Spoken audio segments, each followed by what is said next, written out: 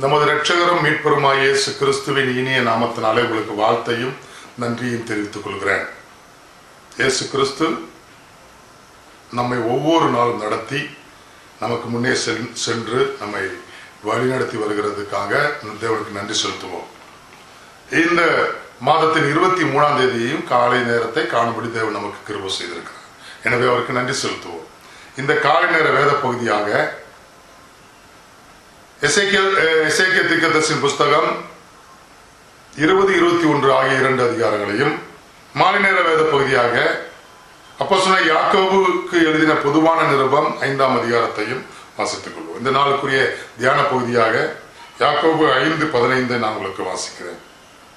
விசுவாசம் உள்ள ஜெபம் பிணியாளியை ரட்சிக்கும், கர்த்தர் அவனை எழுப்புவார், அவன் பாவம் செய்தவனானால் அது அவனுக்கு மன்னிக்கப்படும்.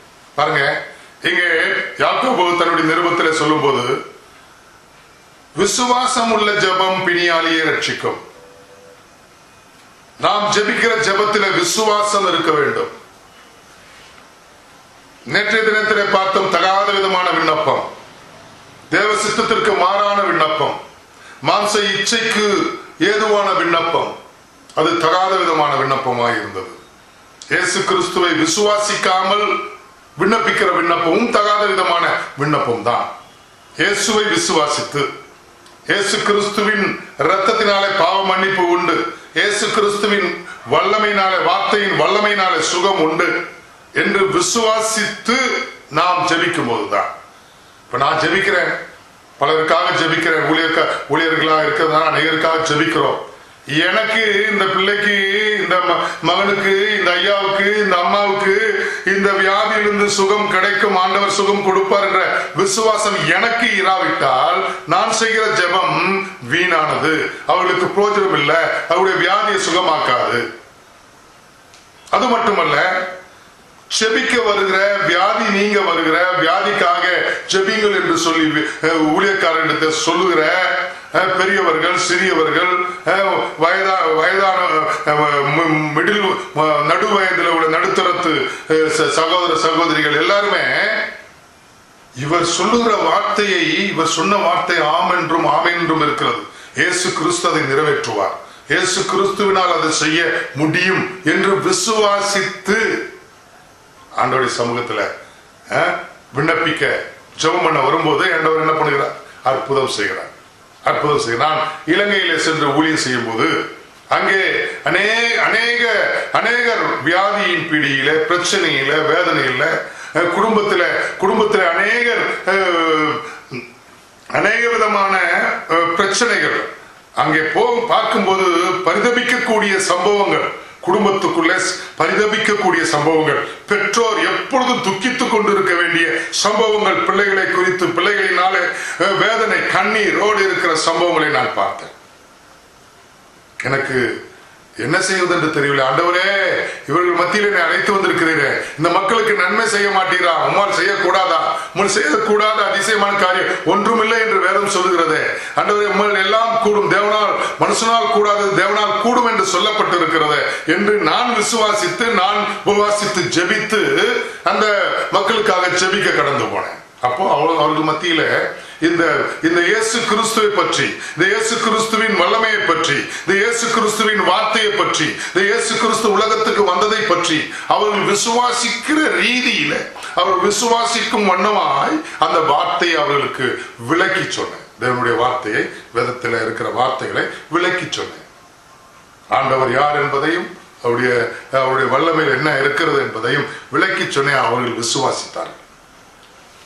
அவர்கள் விசுவாசித்தார்கள், நானும் விசுவாசிக்கிறேன், அவர்களும் விசுவாசிக்கிறார்கள். பிணியாளின் மேல கரங்களை வைக்கிறேன், வியாதி நீங்கி போயிற்று, வியாதி நீங்கி போயிற்று. பாருங்க, ஒரு சகோதரன் அங்கே ஒரு ரக்வானா என்கிற ஒரு எஸ்டேட்ல இருந்து கொழும்புக்கு நெடுந்தூரம் பயணம் இருக்கிறது, 3 மணி நேரம் பயணம். அங்கே வேலைக்கு போயிருக்கிறான் ஒரு சகோதரன், வாலிபன், காலையில வேலைக்கு போயிருக்கிறான். சாயந்தரத்துல அவனை தூக்கி கொண்டு வருகிறார்கள். பாருங்க, அந்த தாயினுடைய தவிப்பு எப்படி இருக்கும் பாருங்க, அவன் தாயினுடைய மனநிலை எப்படி இருக்கும் கொஞ்சம் யோசித்து பாருங்க. நன்றாக வேலைக்கு சாப்பாடு எடுத்துக்கொண்டு போனவன் தூக்கி கொண்டு வருகிறார். சம்பவித்தது என்ன? போகிற வழியிலே அங்க வேலை செய்யற இடத்துல அந்த இடத்துல ஏதோ விதமான பிக்ஸ் வந்து அவனுடைய பேரலிட்டிக் அட்டாக் ஆகி அவனை தூக்கி கொண்டு வருகிறார். பாருங்க, பாவம் அங்கே அவரை சூழ்ந்து கொண்டது. அப்போ அவர்களுக்கு என்ன செய்வது என்று தெரியல. விசுவாச மக்கள், தேவனை ஆராதிக்கிற பிள்ளைகள், ஆனால் அவர்களுக்கு என்ன செய்ய வேண்டியது, என்ன செய்வது என்று தெரியவில்லை. அப்போ அவர்கள் எப்படியும் வாழ்ந்து கொண்டு இயேசுவை ஆராதிக்கலாம் என்று அந்த வாலிபன் நினைத்திருக்கிறான். பாவ வழியில் போகிற வழியில பாவ காரியங்களை செய்து கொண்டு போயிருக்கிறான். வரும்போது அவன் வியாதியின் பிடியில வந்தான். அப்போ அவனுக்கு ஆண்டவருடைய வார்த்தை, ஆண்டவர்னா யார்? ஆண்டவர் பரிசுத்தம் உள்ளவர், அவர் நம்மையும் பரிசுத்தத்திற்கு அழைத்திருக்கிறவர் என்பதை அவனுக்கு விளக்கி காண்பித்தேன். அவ்வளவுதான். அந்த வாலிபனுக்கு விளக்கி காண்பித்தேன். அவன் அதை என்ன பண்ணான்? ஏற்றுக்கொண்டான், விசுவாசித்தான். விசுவாசித்த உடனே அந்த தாய், அந்த மகனுடைய தாயை விசுவாசிக்கிறது. அது விதவ ஸ்திரீ, இவன் வாலிப சகோதரன். தாயை விசுவாசிக்கிறது. நாம் இப்பொழுது ஜெபிப்போமா என்று சொன்னேன். ஜெபிக்கும் போது நான் தேவனுடைய வார்த்தை, அவர் சொன்ன வார்த்தைகளை அவர்களுக்கு சொன்னேன். அதை அவர்கள் ஏற்றுக்கொண்டார்கள். விசுவாசித்து ஏற்றுக்கொண்டு ஒப்பு கொடுத்தார்கள். தேவனை நோக்கி பார்த்தார்கள். தேவன் அற்புதம் செய்தார். ஹல்லேலூயா! எவ்வளவு நல்ல தேவன் பாருங்க. அன்னைக்கு அது மத்தியானம் நடந்திருக்கிறது. ஒரு நாள் மத்தியானம் நடக்கிறது. அன்னைக்கு மாலையில கூட்டம் இருக்கிறது. அந்த கூட்டத்துக்கு வருகிற வேலையில 12 மணிக்கு போல நடந்த சம்பவம் சாயந்தரம் 6 மணிக்கு வரும்போது என் மகன் எழுப்பி நடந்து விட்டான் என்று தாய் சொல்லுகிறது. எவ்வளவு பெரிய அற்புதம் பாருங்க. தூக்கி கொண்டு வந்த இந்த சகோதரனை, சில நாளை படுக்கையில் இருந்த சகோதரனை, ஆண்டவர் பரிசுத்தம் உள்ளவர், ஆண்டவர் அசுத்தத்தை விரும்ப மாட்டார், பாவம் செய்யக்கூடாது, 2 படகுல பிரயாணம் செய்ய முடியாது, நீ பாவம் செய்து கொண்டு தேவனை தேட முடியாது. அப்போ அப்படி தேடுகிறது பாவம். அது தேவனை விசுவாசிக்கிற விசுவாசம் அல்ல. மாம்ச இச்சைக்கு நீ ஒப்பு கொடுத்து மாம்சத்தின்படி நடக்கிறது தேவனுக்கு விருப்பம் இல்லாதது என்று நான் சொல்லி வந்த அந்த வார்த்தை அவன் ஏற்றுக்கொண்டு அதுக்கு ஒப்பு கொடுத்த போது, அவன் விசுவாசித்த போது என் தேவன் என்ன பண்ணினார்? அற்புதத்தை செய்தார். என் அன்பான தேவ பிள்ளையே, விசுவாசம் உள்ள ஜெபம் பிணியாளியை ரட்சிக்கும். அவன் கர்த்தர் அவனை எழுப்புவார். அவன் பாவம் செய்தவனானால் அவனுக்கு மன்னிக்கப்படும். பாருங்க, விசுவாசிக்கும் போது நாமும் ஜெபிக்கிற நீங்க ஜெபிப்பீர்கள் என்றால் விசுவாசித்து ஆண்டவரிடத்துல கேளுங்க, ஆண்டவரிடத்துல விசுவாசியுங்க, ஆண்டவரால் கூடும் என்பதை நம்புங்க. நம்பிக்கை இல்லாமல் அவரிடத்துல போய் நிற்காதீர்கள்.